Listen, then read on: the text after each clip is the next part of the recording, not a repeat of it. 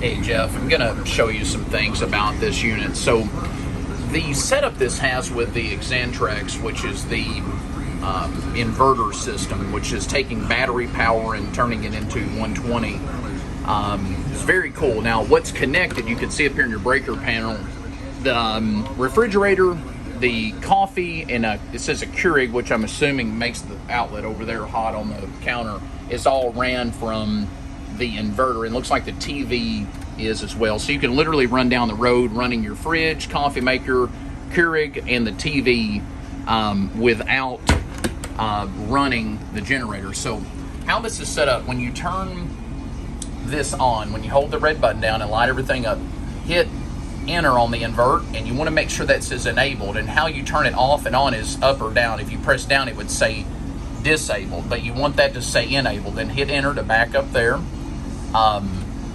AC charge, you want that enabled, so what that's doing is charging your batteries.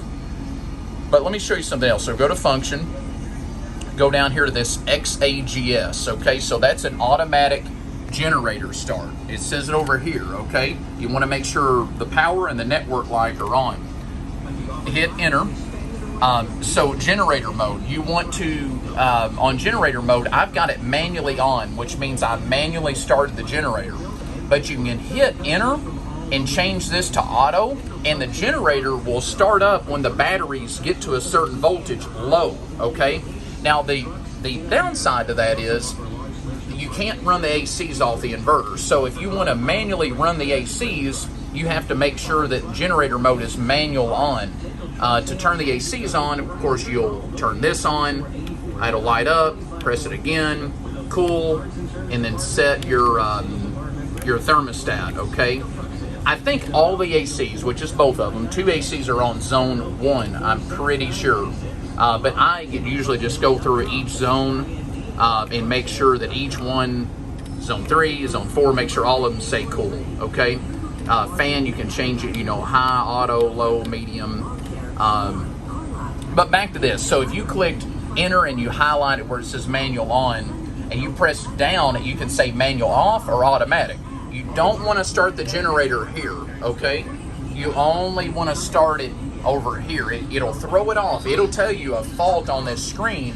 If you manually go over here and fire the generator up, it throws this little guy in a tailspin because it says there's a fault.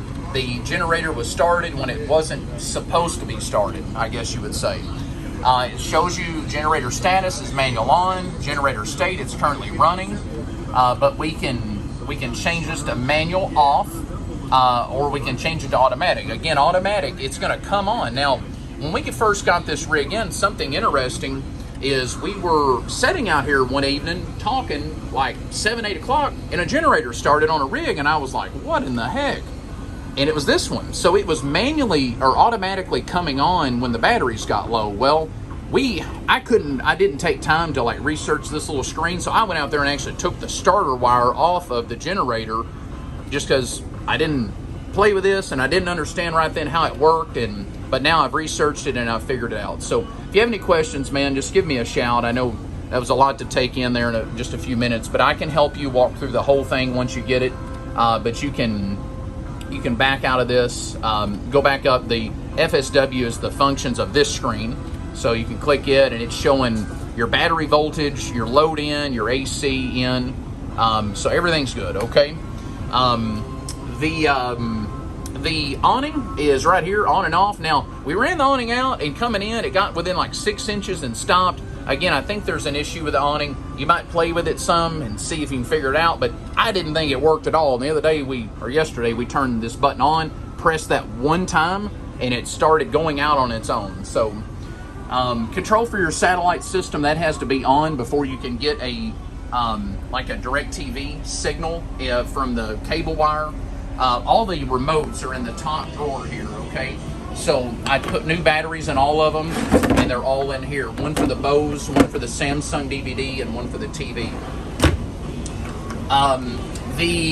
All of your manuals, I thought that was really random that they're still in here. So they're in that drawer there.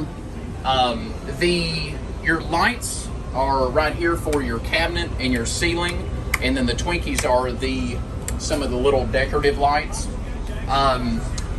This deal up here turns some of these lights in this area, okay, and you can brighten them up or dim them. This is actually a dimmer control. This is the lights above, so everything's very neat, man. This whole rig, my brother came in here last night and was just bragging on how neat and modern it looks. I don't know, all the rounded edges and stuff. I put these two stainless latches on the fridge for you. So these are there for safety. So make sure you show people that. I've literally had people dang near break the door off of a fridge not seeing. But when you're going down the road and you make a sharp turn and that doesn't fly open, trust me, they're worth their weight in gold. So press that down, open up, you can see ice maker kit. We went ahead and put the piece on the back of the fridge and stubbed your ice maker line. It's that stainless line, okay? We stubbed it through the wall to where all you have to do is tee into your faucet, your cold water side on your faucet there. So I didn't want you to have to take the fridge all the way back out, and it's so tight outside there, you know, it'd been really hard. So the only thing you have to do is tie it in under there and finish installing this. The instructions, everything is there to finish it, okay? But man, so much better than the little bitty fridge that was in it. Nice looking, stainless, and it actually goes perfect with the microwave. So everything's kind of got a little stainless look to it. Lights for back here are right here. So you see those. The bunk lights are just on a switch, so you can turn one on or move it over and both come on. It's got two little hanging DVD deals or TVs. The bathroom, again, very simple. Your switch for it is up here. So you press that and that's going to turn on the fluorescent above the shower and the one above the mirror. So water pump is down here, and then your tank levels. Fresh water's good, battery's good, holding tanks are on low or empty. The shower, nice and clean, everything works, hot water works. So again, switches up here. The controller is for your fan, which is in that grill. So you turn it on and you can pull air out if you're taking a shower, pull the steam or whatever out. The ladder for the bunk is in this first cabinet here. So it's just sitting in there. You don't have to store it there. Some people just throw them up in the bunk when they're not using them. The slide out. So the slide out control is right here. It says glide. It's called some people call them a glide in instead of a slide out, but glide in, glide out. The electric control for the like sofa bed. So you press this button and you will watch, you can see it's moving out. So it makes a pretty good sized bed when it's all the way out. But I'm gonna go back in, just press it up, and you'll watch this dude move right on back in, okay? Trying to think if there's anything else to tell you. I don't believe there is. All the ACs are ducts, so it's blowing the AC when it's running out the top. And out these little guys, the furnace is down there, and there's also some grills down there.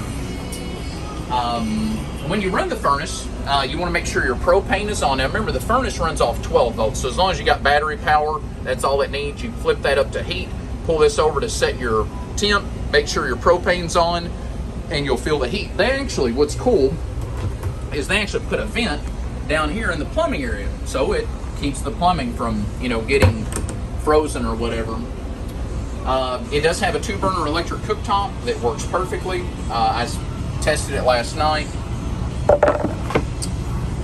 ahead and walk around the outside too. I think that's everything in here. Again, when you get it, call me please. I can help you all, you know, we can walk around the whole thing together. Down here, these two lights, this is for the steps. So turn those on, you can see a little rope lighting. This is for the doors, which is going to do your stuff up here. This is a 12-volt disconnect. So when you press this down, it shuts everything 12-volt off, okay?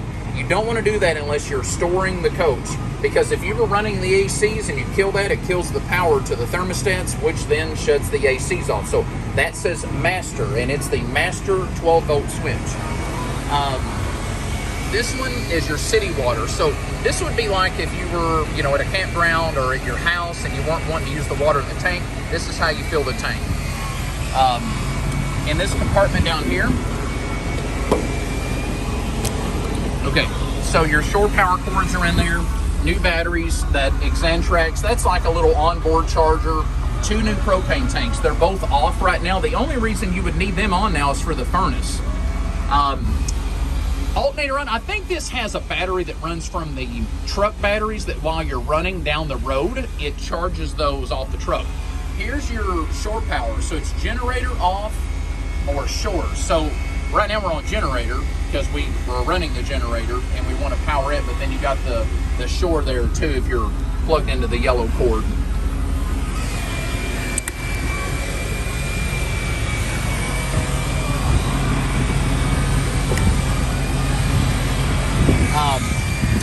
Let's see here. The ball, we tried to extend it, man, not gonna work. So you definitely want to extend the tongue on the trailer. This is, I mean, it sticks out probably, I don't know, 8 inches or so, but this is a combination of a pintle and a 2 5/16. So you can put your trailer on there, or you can pull this pin. If you got a pintle trailer, you can literally use it for either one.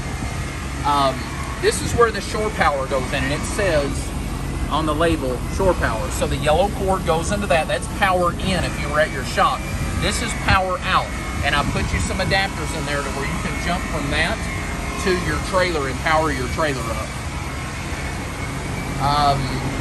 In there is just the sewage tanks with your valves. You got the small valve is your gray tank, which is your sink and shower water. The black tank is your toilet. Generators in there. We serviced it yesterday, so everything should be good, man. I put you some new floor mats in it. Everything's ready to rock and roll.